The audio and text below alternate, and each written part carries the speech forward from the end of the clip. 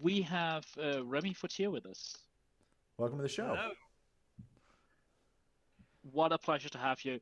I assume you and Louis tested together. You're on the same 75.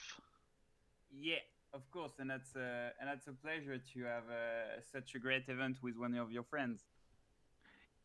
That is the friendship and the camaraderie and the teams that arise in these events are great, and we love to see a team deck going all the way to the finals. Congratulations to Yeah, both of thank you. you. That is the dream to play to play into the finals against your friend. And actually, I've been testing with Luis for years, in various PTs, and doing this once again today is a really a great pleasure. And all the testing process was camaraderie and loss, and yeah, that's awesome. Tell us a little bit about that testing process. Where do you start when you look at a set roulette format? Well, I believe that set roulette is a challenge of organization first, because you don't have the opportunity to play leagues on Magic Online, and each match you play is something that you have organized in the first place. And even having IDs of decks is very hard, because on your own or with one or two people, you have only so much IDs. So what we've tried to do is to gather with the French community, and we posted on various French discords to have brews and decks and people to play against, and we had maybe like 6, 7, 8 people around us who didn't made it to play the tournament in the end, but helped us. So in the first place, we tried the white winnies that had been showcased in the original stream. So that was our patient zero, Yeah. I would say. And seeing that the mana bases were quite hard in this format, we tried to build all the monocolors and play them against each others. We found out then that the bent mana base was able to do some great things, so we tried that too. We had basically tons and tons of brews. We even had the Scape Shift Eldrazi Temple deck. We Really? even had a Cephalid Constable decks of Luis. We even had, well, we had tons and tons of decks. Actually, some of them we couldn't test.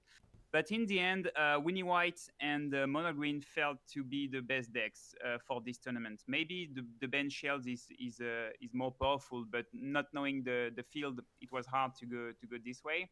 So we had to choose between White Winnies and Mono Green, and White Winnie felt to be more powerful. However, it had some issues dealing with big threats like a Lyra or a Massacre Worm. You could lose just on the spot for that. And Mono Green didn't have this issue, so we ended up on Mono Green, despite White Winnie having access to Prismatic Strands. So we were very we were fearing that White Winnie would be heavy played with Prismatic Strands in the sideboard, but hopefully it wasn't the case. Well, clearly you I guys have. have to ask you. Go ahead. Sorry. I have to ask you about the Vengevines. Were they always in your green decks, or was that a later realization that we don't have to be a Vengevine deck, we can just play Vengevine in our deck? Well, we tried to build also some graveyard-based decks with Vengevine and all the shell of. Well, there are many shells. There is the blue one and the green and the black one. Both are interesting, but we couldn't make this deck work.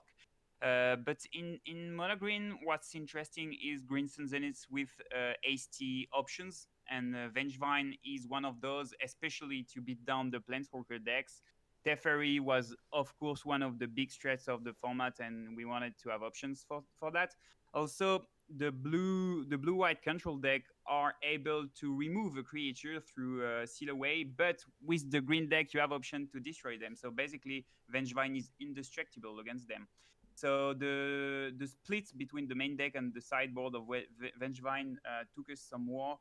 On one hand, Vengevine is awesome against the control deck, and you want to have the maximum of them. But on the other hand, against White Winnie, it's quite slow. 4 mana for 4/3 is not that much on the battlefield, so we chose to split them between the main deck and the sideboard.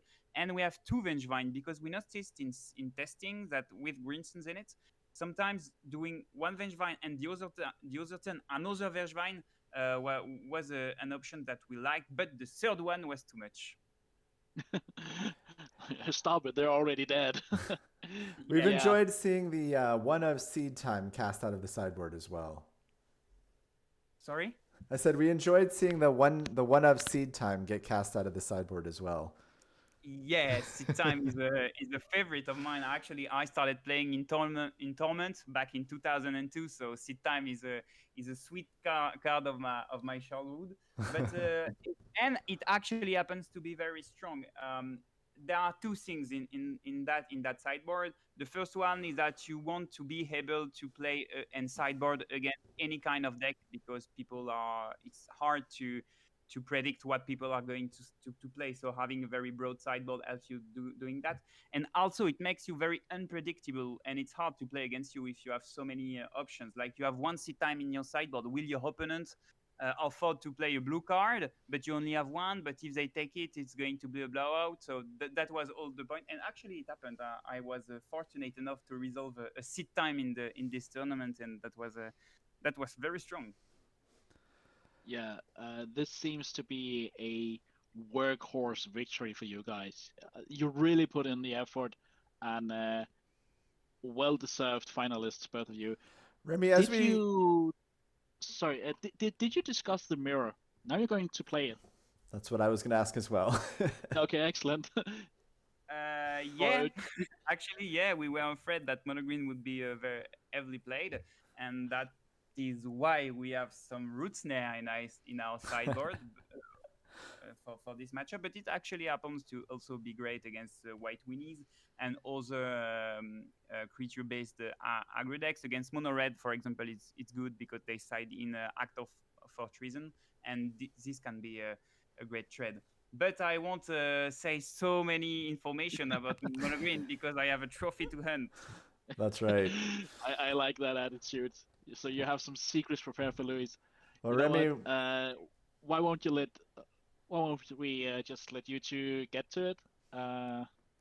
Unless you have something else to it. Sorry. no, I'm excited to see you guys play, and make sure you bring the rest of your French team to come play in the next event. We look forward to seeing another team from Europe come in and take this thing by storm.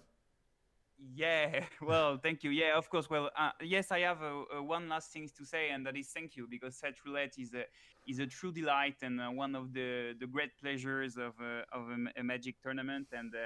And I wanted to say to you, boss, thank you for this because that wouldn't happen without your coverage and your Discord and everything. So thank you, and I hope this will last long, and I will do my best to get people enjoy the set roulette too. That means It's a our lot. Thanks absolute so pleasure. much. Thank you. We couldn't do it without you. So thank you for participating, being part of the game, being part of the this absolute party. Yeah.